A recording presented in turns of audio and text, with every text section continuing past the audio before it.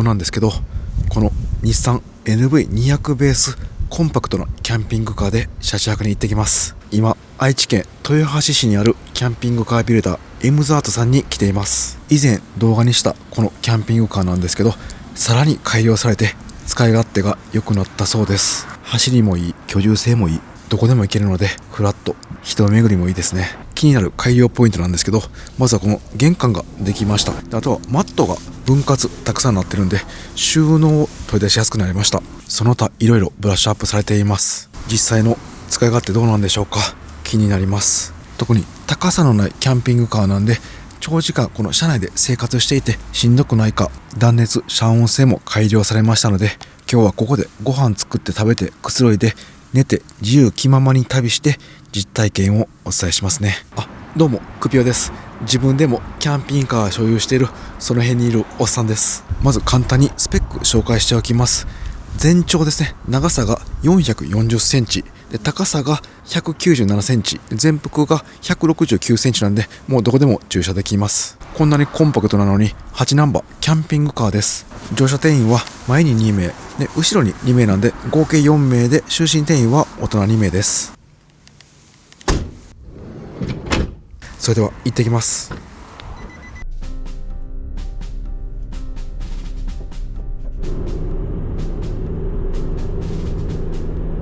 やっぱりこれですよね。 NV200 は走行性能いいので走っていて楽しいです。なんかにやけます。スーッと何のストレスもなく進んでくれます。曲がる止まるストレスありません。こんな感じで前向いていたらキャンピングカーということを忘れます。エンジンなんですけど、ガソリンエンジンで 1.6 リッター、最大出力109馬力、最大トルク153ニュートン。この車は陸の 4AT です。行くところなんですけど、渥美半島近いんで渥美半島車中食べに行きます。なんか地元の美味しいもの食べたいですね。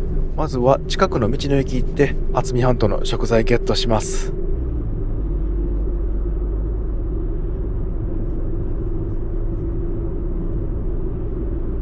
はい、駐車完了しました。やっぱりコンパクトサイズなんで駐車は楽ちんです。こういったちょっと狭めの駐車場ですね。だいたい長さが5メーター、横幅が2メーターになってます。で、この車の長さは4メーター40なんで60センチ余裕があります。で、幅は約31センチぐらい余裕があります。この NV200 結構かっこいいですよね。フロントのバンパーガードがついています。こちらはオプションなんですけど、なんかワイルドでかっこいいですよね。で、タイヤのオーバーフェンターですね。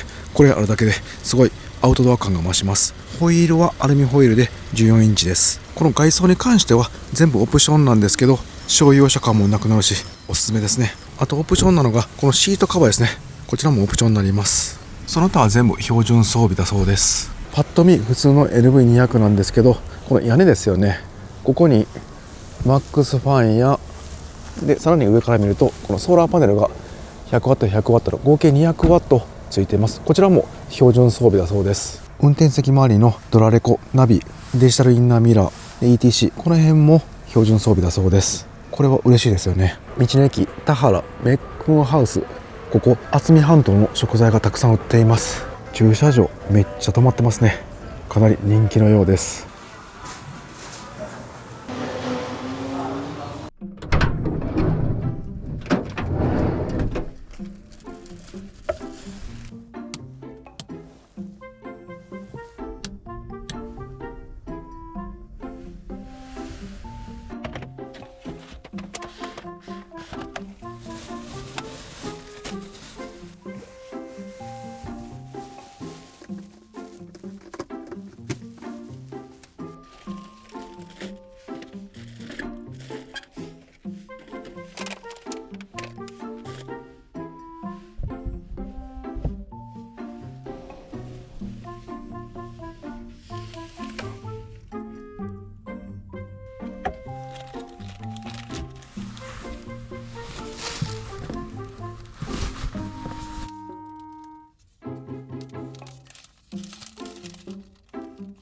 いただきます。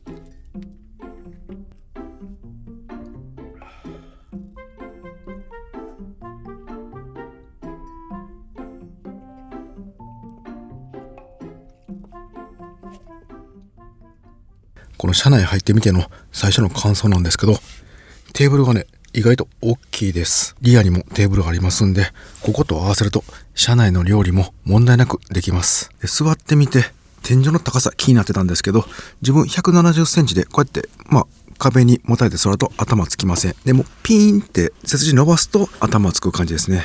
こう見て自分結構座高高いんですよね。あんまり嬉しくはないんですけど、170センチでも足の長い方なら問題なく座れると思います。175とかになってくるとちょっとしんどいかもしれません。で、ここに玄関があることによって足がこう下ろせるんですよね。で、靴履くとき脱ぐときすごい楽でした。お座敷モードでもずっと足曲げてると自分とか結構しんどくなってくるんですけど、こうやってたまに下ろせると全然違うんですよね、しんどさが。で、もちろんここ全部取ることができます。そうするとこれ足もう一個ありますんで、長い方にすると普通のテーブルのように対面で座ることもできます。こちらまた後でやってみます。すごくいいなと思ったのがこの壁とかなんですけど、布の生地が貼ってあります。普通こんな感じで鉄板むき出しになると思うんですけど、これ結露めっちゃするんですよね。でもこっち側のドア以外のところ、天井とかは全部こういった生地が貼ってますんで、これ断熱性もかなり高いと思います。で、断熱はこのルーフですね。こことサイド、こちらも断熱しているそうです。ドア閉めると外の音もあんまり聞こえないんで、遮音性も高そうです。で、これなんとね、窓なんですよね。しかも生きてます。こんな感じで外の景色見えます。これ結構コストかかってますよね。エムザートさんは家具の精度が高いんで、かなり綺麗に仕上がっています。で、夏場はこっからクーラーが出るんですよね。もう最高ですよね。動きたくなくなりそうです。この狭い空間にビルドインクーラー、12ボトクーラー入ってますんで、全然空間が狭い感じはしません。やっぱりこうやってリアが家具あっても、この窓のとこですね。ここは何もないんで、開放感が損なわれてないんだと思います。で、この車全然揺れないんですよね。今日自分は軽バンで来ました。軽バンタイプの軽キャンピングカーです。で、軽バンとかだと車内でこうやって揺れると結構揺れますよね。でもこの NV200 全然揺れません。で、この辺が低重心でタイヤとタイヤの幅が広いメリットですよね。走行安定性もそうなんですけど、車中泊時の中の居住性もいいですよね。なんかもうここが落ち着くんでずっと痛くなりますが、もうちょっと渥美半島楽しみます。ここからさらに海の方に行くと赤羽西海岸というすごい綺麗な場所ありますんで、今日はそちらに行きます。今5時過ぎです。まもなく日没なんで暗くなる前に着きたいですね。暗くなってしまうと車着スポットは怖くなっちゃいます。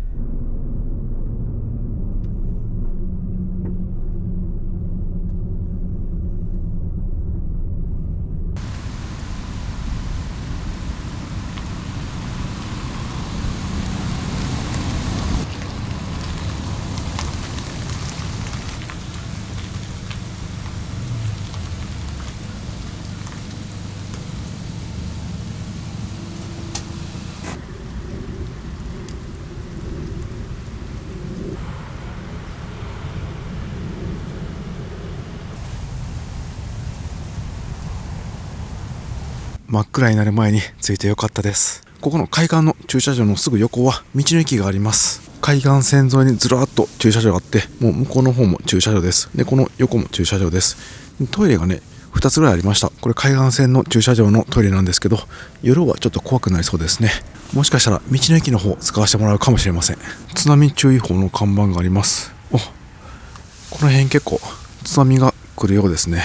今日の太平洋の波は穏やかです。もう真っ暗になりそうなんですが、明日の朝日楽しみです。地元の人も結構犬連れて散歩されてますね。で、こういう駐車場とかですね、すごい昼間はいいんですけど、夜になると暴走族のたまり場になってる場合もあります。なのですぐに動けるようにしときたいと思います。で、早速車中泊の準備していきます。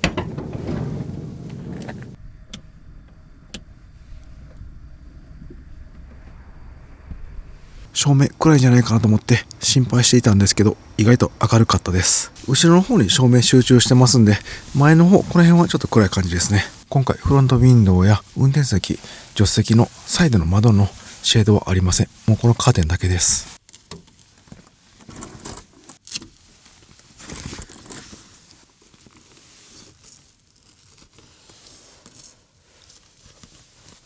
ここの仕切りカーテンいいですよね。一瞬で車色モードになります。で、このダクトなんですけど、これは FF ヒーターのダクトになります。この下の方に FF ヒーターがあるんですけど、このマットがあることによって、もう下だけ温まるようなんで、このダクトを出したそうです。これで車内全体が暖かくなります。で、NV200 の助手席、これめちゃくちゃいいですよね。車中泊の時、ここに荷物を置けます。冷蔵庫も置けますね。一人旅ではかなり収納が増えると思います。じゃあ、後ろの窓のカーテンも閉めていきます。で、ちなみにこの窓なんですけど、断熱フィルム貼られてます。これも標準装備だそうです。夏場などクーラーの効きも変わってくると思います。あと、昼ですよね。休憩するときにいちいちカーテン閉めなくても中見えないのはかなりありがたいです。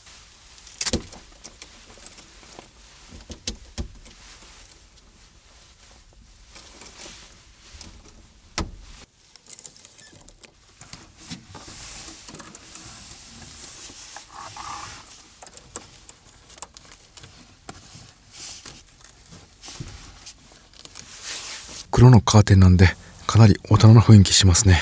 ここの完成照明いいですね。あとここの照明が結構面白くて、これレールなんですけど、なんとですね、これ取れます。磁石でつく照明なんですよね。こんなスポットライトです。ここもくっつけだけで光ります。で、こっち側もこんな感じで取れます。好きなところにつくことができます。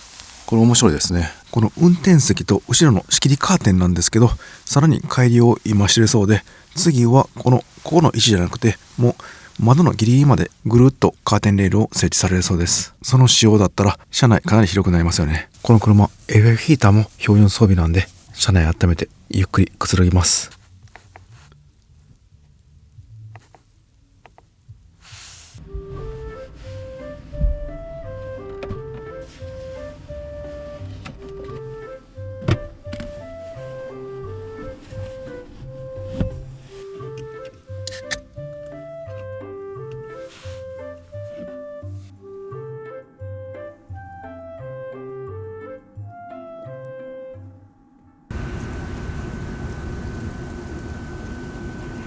バッテリーなんですけど 300Ah が標準装備です。アプリで消費電力や残量パーセンテージわかります。バッテリーの収納はここのソファーの下にあります。バッテリー以外に走行充電器 30A で充電されます。あとは外部充電ですね。こちら 70A とかなりの電流流れますんで、外部電源がある場所ではすぐに満充電になると思います。で、前に説明した通り、屋根に 200W のソーラーパネルありますんで、電気関係は全て標準で結構充実してますよね。しばらく過ごしてみたんですけど、この FF ヒーターが温度設定オートなんでかなり楽です。この空間だとね、FF ヒーターかなり熱くなるんですけど、いちいち自分で消したりつけたりしなくていいんでかなり楽です。このダイヤルで温度設定します。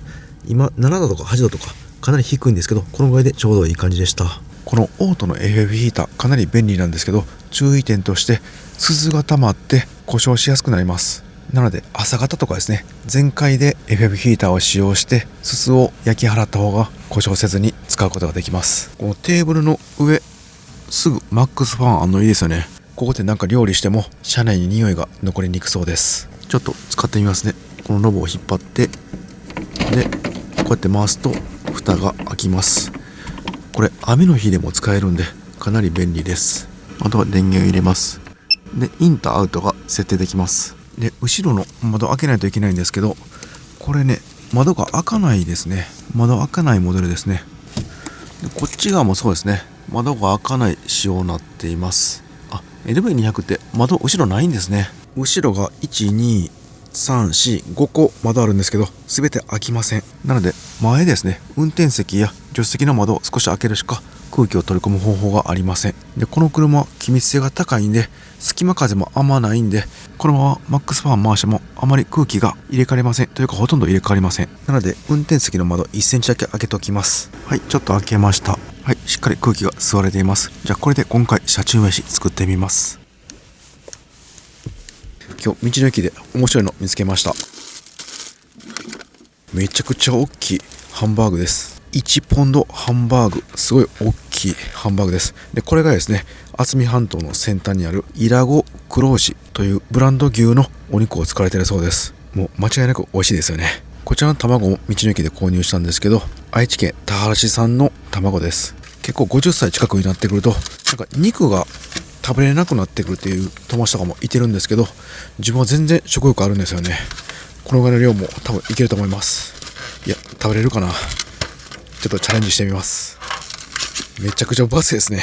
ハンバーグこれ冷凍されていて、まだ完全に解凍できてないんで、エアヒーターの前でちょっと5分ぐらい置いときます。この新しく4分割されたソファ、この下にいろいろ収納しています。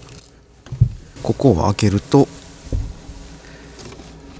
ラップやアルミホイルでフライパンなどもここに入れています。でその横にゴミ箱もここに収納しています。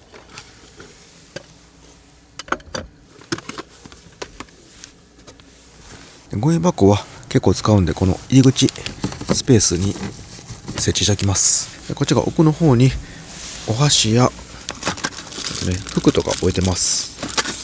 でさらに一番奥ですね。ここに今回のシャーフなど置いています。で一番奥見えるのがこれ給排水のお水のタンクです。で外から出し入れできます。給水が10リッター、排水も10リッターです。すごい可愛らしいシンクがあります。しっかりお水も出ます。手洗うのとか歯磨きするのにちょうどいいですね。洗い物だと結構ちっちゃいけど、なんとか1個ずつやればいけるかなというレベルです。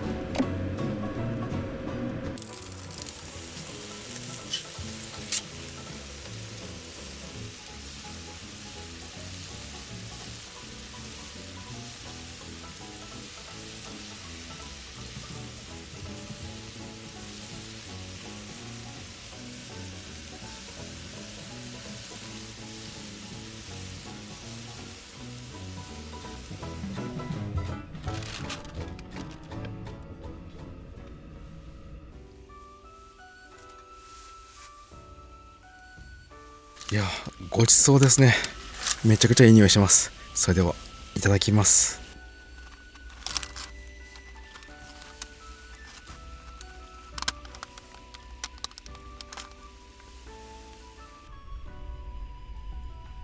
イラゴ黒牛のお肉、すごい塊が一個一個大きいんですよね。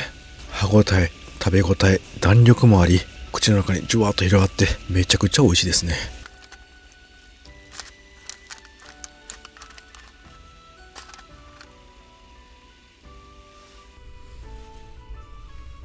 これは絶対にソースかけない方がいいです。そのままの肉の旨味を存分に味わえと言わんばかりのうまさです。こんなに攻めたハンバーグ初めてです。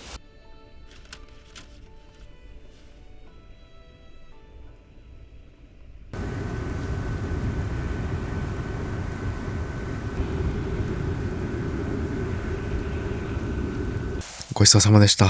めちゃくちゃ美味しかったです。で、ちょっと洗いもありますんで、せっかくなんでここで一回洗ってみます。はい、じゃあこのヘラ洗ってみますね。まずはポンプのスイッチを押します。でもあとは蛇口ひねったら水が出ます。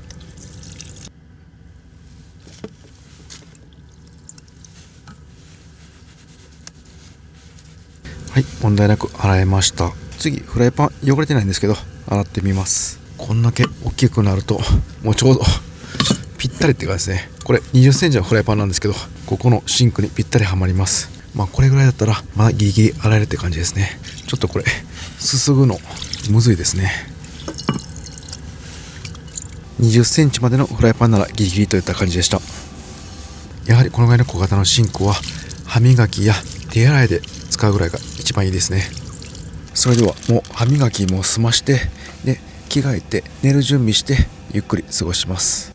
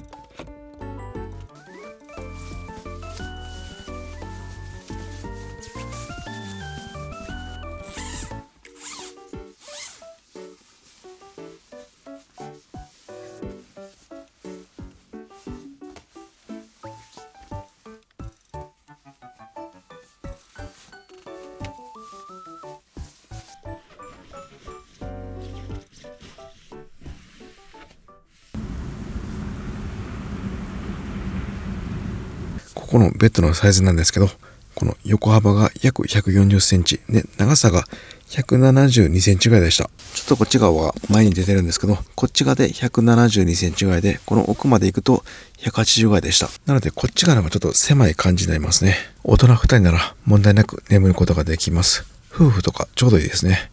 こっち側がちょっと短いんで、奥さんに寝ていただいて、で旦那さんはこっち側という感じで寝れば快適に寝られると思います。はい、今の車内が 12.9 度、外が 5.4 度です。このレイアウト一人だったらいいですよね。もうこのまますぐいつでも眠れる状態です。でこっち側で活動する、そんなのもできますね。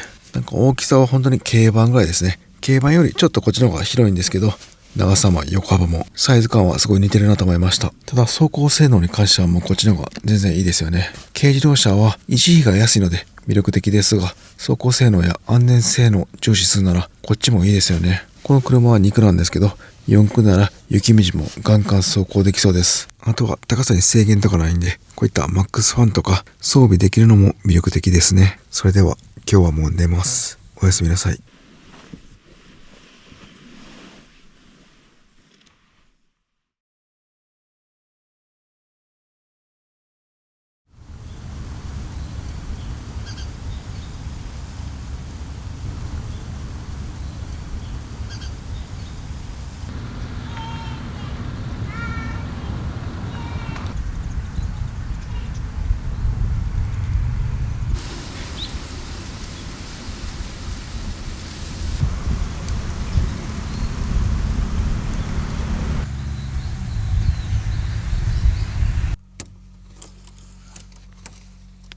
おはようございます。ぐっすり眠れました。今ね、横に車が来て、で、エンジンつけて休まれてるんですけど、エンジン音はある程度聞こえます。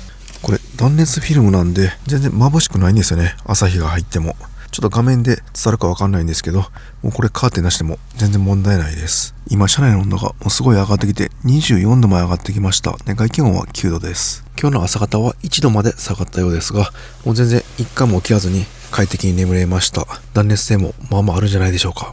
マックスファン、ここシェードがないんですけど、黒のタイプの蓋なんで遮光になってるんですよね。なんでこれもそんなに眩しくなかったです。なんか朝日が昇ってくると自然な感じで光が入ってくるんで、なんか自然に体が目覚めるような感じでした。さあ、そしてこのマットなんですけど、結構ね硬いかなと思ってたんですけど、実際寝てみると痛くなかったです。というのもこのシュラフ下にね、毛布分ぐらいの厚みがありますんで、そのおかげだったかもしれません。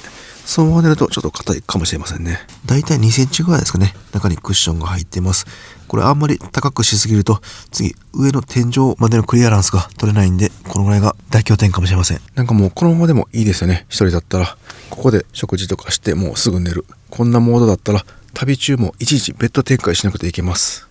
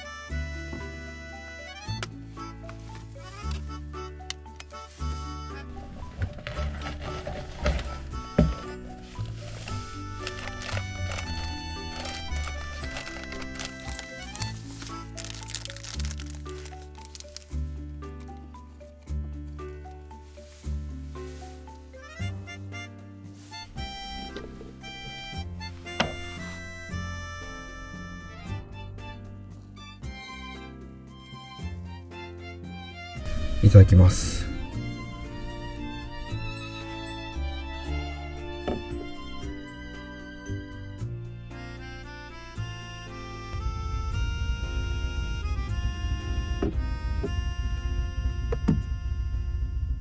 自分軽バンタイプのキャンピングカーも持ってるんですけど LV200 ベースいいですね。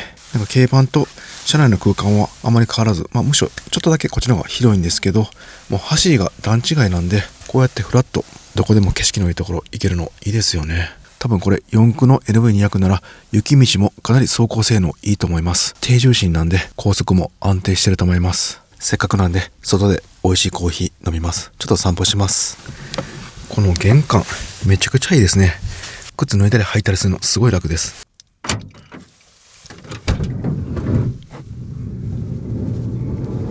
乗り降りもそんなに高くないんでしやすいです。ただこのスライドドアがですね、結構重たいです。この辺は中古ベースなんで、新車とかだったらまた違うかもしれません。いやーいいですね。めちゃくちゃ海が綺麗です。穏やかな太平洋の海に朝日が照りつけて海面がキラキラしています。やっぱり太平洋はいいですね。これ日本海だったらかなり荒れてるんですよね。結構ね、散歩されてる方、犬の散歩もたくさんいてます。渥美半島旅した方はぜひここの海岸寄ってください。めっちゃ綺麗なんで。ここずっと駐車場で何台ぐらい止められますかね。なんかもう軽く100台は行けそうな勢いの駐車場です。ただやっぱり夜のトイレは結構怖かったです。で、今から道の駅のトイレ借ります。で、その時にですね、何か地元の食材、朝食の食材あるか見てきます。今日は土曜日ということもあってめちゃくちゃ盛り上がってます。道の駅赤羽ロコステーションです。わ、すごい。渥美半島の食材がたくさん売っています。ここに来れば何でも揃えそうですね。昨日食べたワンポンドハンバーグも売っていました。いや、道の駅巡りは本当に楽しいです。車中泊して道の駅巡るだけって何が楽しいって思われるかもしれませんが、この道の駅は日本が誇る最高のシステムだと思います。トイレも24時間使えるし、その土地の食材がたくさん売っています。普通は下調べしてお店も調べていろいろ回ると思うんですけど、ここに来れば大体のもの揃っています。車で旅する方は最高のシステムですね。この道の駅というシステムがなかったら車中泊はもっと人口が少ないと思います。道の駅は大人の最高のエンタメなんですよね。自分昔は毎週末夜の街に出て飲み歩いてました。でも今は道の駅で美味しい食材発見したり、ご当地の商品など見るのがすごく楽しくなりました。人生何があるか分かんないですね。昔も今も同じぐらい楽しいです。それでは車内で朝食いただきます。結構混んできましたね。車こっち側道の駅に近いんですよね。なんで向こうの方、誰もいないところに移動します。誰もいない奥の方に移動しました。車内なんですけど全く匂いしませんね。しばらく散歩をしていて外で鼻が慣れた状態なんで間違いないと思います。やっぱりこのテーブルからですね、マックスはめっちゃ近いんですよね。なんで本当にレンジフードのような感じになっています。ただ心配していたのがこの辺とか布の生地なんで、このソファーもですね、なんで匂いが染みつくんじゃないかなと思いましたが、もう全然匂いがもう外に飛び散らなくて、そのまま排出されたようです。それではせっかくなんで朝食はこのテーブルモードですね、足を下ろしていただきます。このマット外します。でテーブルはこの短い足と長い足と外付け3パターンあります。ここにテーブルのブラケットがあります。ここにかけて外でテーブルもできます。キャンプ場とか RV パークとかですね、そういうところでは重宝すると思います。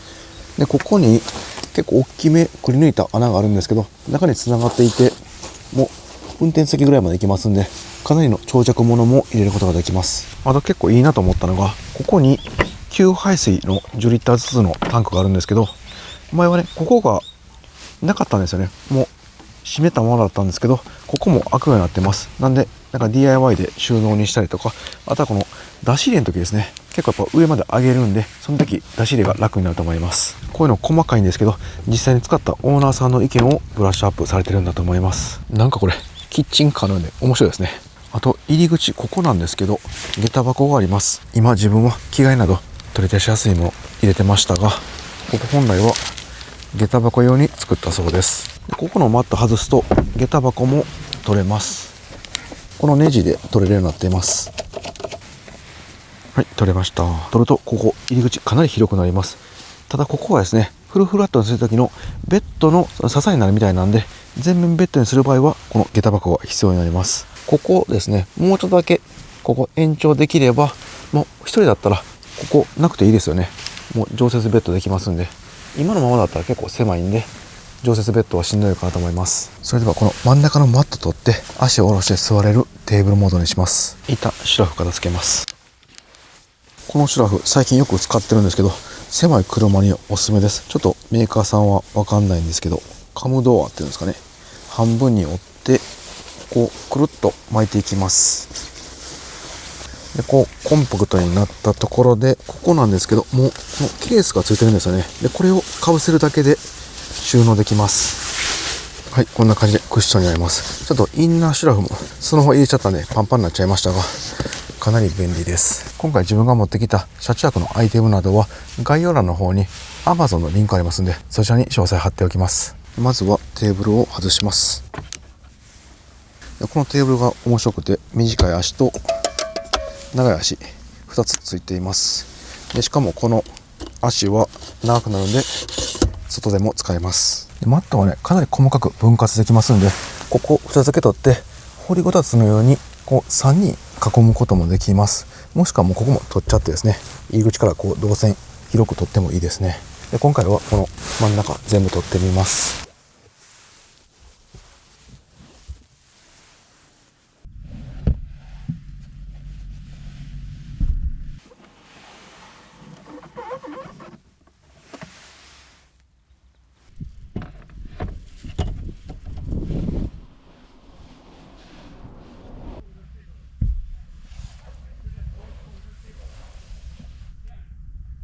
やっぱり足下ろせるのはいいですね。お座敷モードからこのテーブルモード、足下ろすモードにした時にマットがちょっと邪魔になりますね。今は一旦この入り口に重ねておいてますが、もう旅する時なら家に置いてきた方がいいと思います。でもよく考えたらベッドモードの時このマットいりますね。なんでもうこの下とかですね、置いちゃう方がいいかもしれません。さあそれではこの太平洋を見ながら朝食いただきます。美味しそうなアサリが売ってました。渥美半島の名物ですよね。で今日はこのアサリをふんだんに使った和風炊き込みご飯風チャーハン作ります。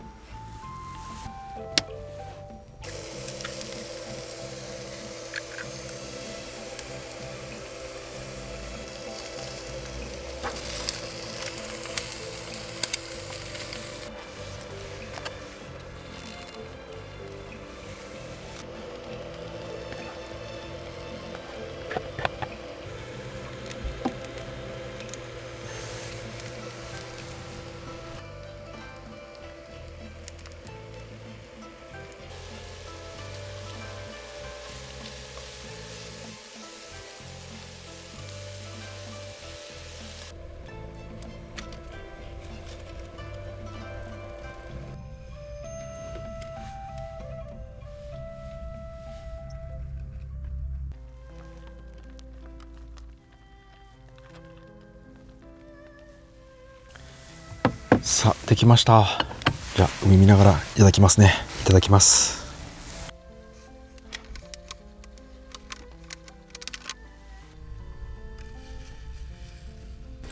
口に入れた瞬間、アサリの味だし、海の香りっていうんですかね、そういうのが広がります。アサリ自体すごい弾力があってプリプリしています。もうこれでもかっていうぐらい入れたんで、どこ食べてもアサリが来てくれます。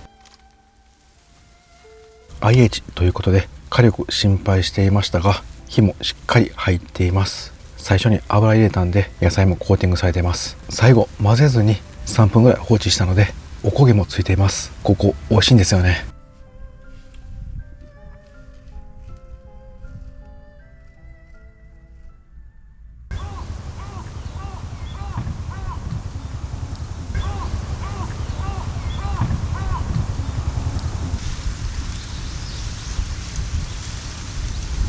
ごちそうさまでした。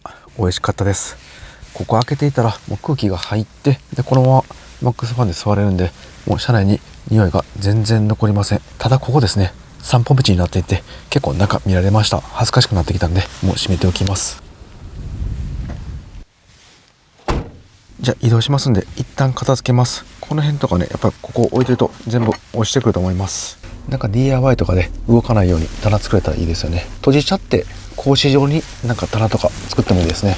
こんな感じで光は入るけど収納もできる、そんなん自分で作れればかなり使い勝手は良くなりそうです。この車は8ナンバーです。シンクもありますんで、キャンピングカー登録してますんで、そういった大胆な DIY も可能です。これが4ナンバー貨物車登録だと後ろの開口部など決まってますんで DIY に制限が出たりします。はい、汚れはないんですけど、一応折りたて紙で拭いておきます。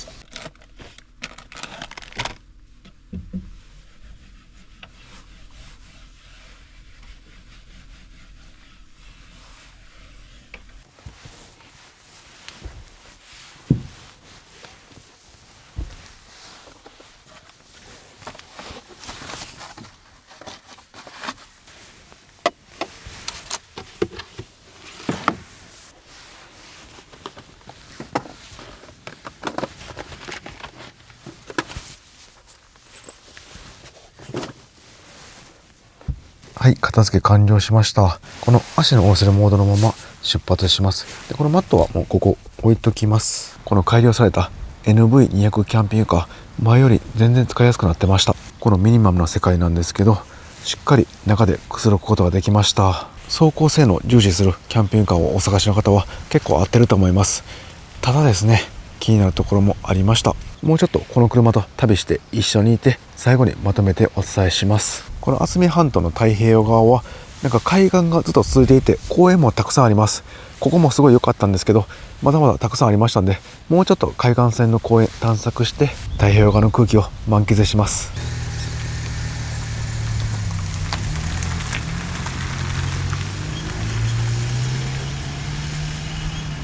いやもう日中は上がいらないぐらい T シャツで過ごせるぐらい暖かくなってきました。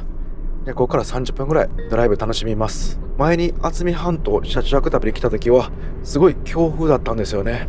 渥美半島の先端まで行きましたが、風が強すぎて車が揺れて退散しました。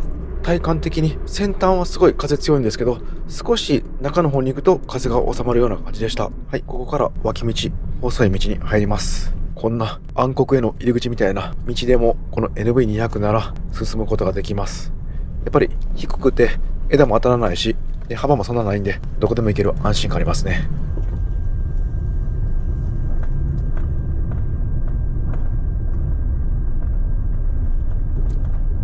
海岸線沿いのすごい綺麗な駐車場に来ました。もうずっと永遠に砂浜が続いています。釣りしてる人が結構いますね。結構来るときね、本当に細くて1台しか取れないような場所だったんですけど、この LV200 ならもう安心して通れました。大きい車じゃ絶対来れませんよね。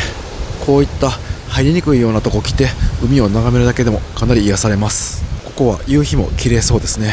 車中泊スポットとしては夜はかなり怖くなると思いますんで、上級者向きだと思います。この NV200 の改良点で言い忘れてた箇所がありました。 FF ヒーターなんですけど、この助手席の下、この中に入ったようです。見えますね。これが FF ヒーターです。なのでリアのスペースが無駄にならずにかなり効率的に使えるようになりました。あとはこのエムザートさんの売りの 12V ビルトインクーラーなんですけど、バージョンアップしてタイマー機能がついたようです。寝る前に例えば1時間とか3時間とか5時間とか決めてオフになるモードが追加されたようです。では実際にこの1泊2日車中旅に行ってみて、この新型 NV200 で感じたところ、良かったところ、悪かったところお伝えします。で、エムザートさんすいません。今回デメリットが7つありました。で、メリットは3つです。ただこれは自分の使い方で気になるところだったんで、他の人は当てはまるか分かりません。もう自分中心で自分の意見ですがお伝えします。まず1個目、高さですね。これも最初から分かってたんですけど、あまり高くないっていうのはやっぱりどうしても自分的に気になるところがありましたんで、あえてお伝えします。170センチの自分だとちょっと座高も高いっていうのがあるんですけど、やっぱり座って背筋をピンと伸ばすともう当たっちゃいます。少し丸めて座れば全然大丈夫なんですけど、長時間この状態っていうのはどうなるかなと思いました。1泊2日なら問題ないんですけど、例えば2泊3泊とかになってくるとストレスになってくるかもしれません。で、膝もいい感じに曲げれるんで、これ以上下げるのはどうかなと思いますんで、微妙なラインなんですが自分は少し気になりました。なのでもうちょっと身長低い方ですね、165とかならもう快適だと思います。その次に気になったのがこのマックスファンの空気取り込むところですね。後ろ窓がなかったんで、結局助手席や運転席の窓を開けることになりました。そうなると結構ここから風がバーって入ってくるんで、ちょっと効率悪いかなと思いました。もうこの辺からこうね、生きてくれたら一番いいんですけどね。で、今エムズアートさんに確認したら、この NV200 の窓っていうのは開いてるモデルもあるそうです。というのもですね、これ購入するときに選べるようです。なので最初に窓ありにすればもうそれは問題解決すると思います。なのでベース車両の選び方が肝心なので、ここはもう絶対窓ありにこだわった方がいいと思います。次はこの便利だったお座敷モードなんですけど、その時に収納がちょっと出す時がね、めんどくさかったですね。ここもマットがあるんで手が入らないんですよね。こっち側はいけるんですけど、もうこっち側とかは結構入りにくかったです。もうこっち一回外してからこう取る感じですかね。なんでちょっと手間だなと思いました。なんか紐みたいなあったらいいんですけどね、引っ張るやつが。でもメインの収納がこのソファー下になりますんで、結構な頻度でここを開けることになりました。なので2人でもし旅しているときはちょっとごめん抜いてみたいな感じでこっち側来てもらって開ける感じになりますんで、かなりストレスが溜まるかなと思います。ただこれはこの辺になんか棚を DIY するとかで結構カバーできることかもしれません。よく使うものは出しとく。そして1人の時はもう全然問題なかったですね。ここすごい取りやすかったです。次気になったのはこのマットの置き場ですね。今回これ途中から足を下ろしてこのダイネットモードっていうんですかね、テーブルの対面モードにしましたが、ここにずっとマットを置いている状態でした。これがね、いい場所が見つかりませんでした。で、家を置いてくるとしても結局ベッドの時またここ組み立てないといけないんで必要になってきます。ここだけもうちょっとだけね、マットがなんか延長できればいいんですけどね。で、足も下ろせるし常設ベッドモードもできる、そんなレイアウトがあればいいかなと思いましたが、多分なんか車検上で問題あるんかもしれません。なのでなんか DIY とかでこの折りたたみテーブルの金具つけてパカって開いたらすごい楽そうです。で、これも車検上の理由でないんですけど、背もたれがないんですよね。ここに背もたれがあるともうちょっと前に出さないといけなくなりますんで、ここの幅が短くなります。そうするとなんか車検上何センチで決まってるみたいなんで今の状態にしているそうです。なかなか悩ましい問題ですね。なのでこちらはこんな感じで服を置くかもクッションとかですね置いて背もたれにするのがいいかなと思いました。次はこの車の売りの天井断熱でサイドの断熱なんですけど、やはり晩婚なんで限界があるなと感じました。今回朝方は1度まで下がりましたが、日中日が昇るとすごく暑くなりました。朝日が昇ると中が24度で外が9度という感じになりました。今回はすごくちょうど良かったんですが、これ暑くなってくるともう普通に30度40度となってきます。この車 12V クーラーが標準搭載なんで夏場も涼しく過ごせるんですが、やはり断熱が弱いと消費電力も高くなるんで、そこは注意した方がいいかなと思いました。こういった晩婚タイプでは冬はなんとか過ごせるんですけど、夏はもうどうしようもなくなっちゃうんで、どうしてもキャブコンタイプのような FRP ボディで断熱入りのボディには負けちゃいます。ただその辺は走行性能とのトレードオフになりますんで悩ましいところですね。で、ここのドアですね、やっぱり開けにくいですね。こう閉めて開けるときがここに座ってると結構体勢がね、なんか悪いというか力が入りにくいんですよね。でしかも重たいんで結構力がいります。で、なおかつもう前が下がってる状態だったらこんな感じでちょっと下がってくるような感じになりますんで、こうなるとかなり重たいです。自分 N1 も所有してるんですけど N1 もそんな感じで結構重たいんですよね。これはもう電動スライドドアじゃない車はこうなる宿命なんでしょうがないんですが、ちょっと体勢が力入れにくいんで女性の方は気になるかもしれません。こういったドアの肘のところに油塗ったりとかなんかすればいけそうな気もしますよね。以上が感じたデメリットでした。このキャンピングカーのデメリットというか、もうこの車のデメリットという箇所もあったんですが、気になりましたんでお伝えさせてもらいました。次メリットなんですけど、一番良かったのはこの天然のレンジフードのようなこのマックスファンの位置ですよね。ここで煮炊きしてもすぐに匂いや煙が上に行ってくれます。これはすごい便利でした。よく言えばこっちじゃなくてこの正面の位置ですね。ここにマックスファンがでもさらに垂直に上がるんで、もう最強だと思います。で正面もこの奥の方は明るいんですけど、こっちが暗かったんでなんか入れ替えてもいいような気もします。ただソーラーパネルのなんか都合によるかもしれません。はい、これ屋根なんですけど、こっち側と入れ替えても良さそうな気もしますね。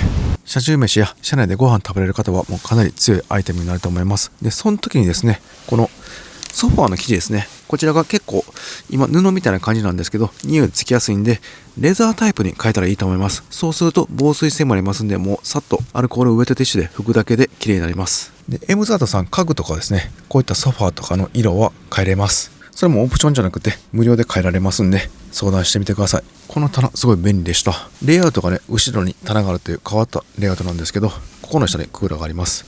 でこれだけだったらね、ちょっとスペース狭いかなと思ったんですけど、ここにあることによってもう全然何もストレスなく料理もできました。この棚がある状態でも長さ170センチで、ここ一番奥だったら180ありますんで、軽バンタイプのキャンピングカーよりも少しだけアドバンテージがあります。それでこの分が軽バンより長くなります。で次良かったのはこのドアの横、ここスペースがあるんですけど、これが使い勝手良かったです。こっちがよく考えられていて、これくり抜いてるんですよね。なんでゴミとかですね、なんかもうそのままここに置いとけたりしました。意外とゴミって置く場所ないんで困るんですよね。ここにコンビニの袋だったら4個か5個ぐらいストックできます。FF ヒーターの移設の件もそうなんですけど、本当にちょっとのスペースでも無駄にしないというビルダーさんの気持ちが伝わりますね。そして何よりこのコンパクトなキャンピングカーはそういうところが面白みでもあります。以上が自分が感じたメリットデメリットでした。皆さんどう思われましたか？ここ気になったとか、ここめっちゃいいですねとか、あれはまたコメントください。それがまたエムザートさんのキャンピングカーに反映されて、どんどんブラッシュアップされていくかもしれません。やっぱりこういった小さい車っていうのはデメリットが目立ちます。ただ使用仕方っていうんですかね、旅のスタイルに合わせればかなりありなキャンピングカーに変わると思います。使い方としては、もし夫婦などで使用する場合はもう車中飯はほとんどしない、もうお弁当食べるぐらいだったら問題ないって思います。寝るだけならもうクーラーもついて断熱もあって2人余裕で寝れますんで、かなり優秀な車だと思います。で1人なら常設ベッドモードもできるし、車中飯も問題なくすることが可能です。やっぱり長期旅などで自炊を入れるとすごく安くなります。でなんといっても軽自動車に比べたらもう安全性がはるかに上がりますんで、このクラッシャブルゾーンがありますんで、追突しても生存率はかなり上がります。自分もそうなんですけど、走行性能重視する方は結構刺さると思います。ではエムザートさんに戻ります。でエムザートさんはこういった NV200 のキャンピングカー以外に、前に紹介したアトレのキャンピングカーですね、そういうのもあります。で最近ですね、新作で N 版も作ってます。でレイアウトがね結構面白かったんで、そちらもでき次第動画にしたいと思います。で後ろにねこんなビートインクーラーがありました。軽自動車でこの形はなかなかないんで面白いと思います。それではご視聴ありがとうございました。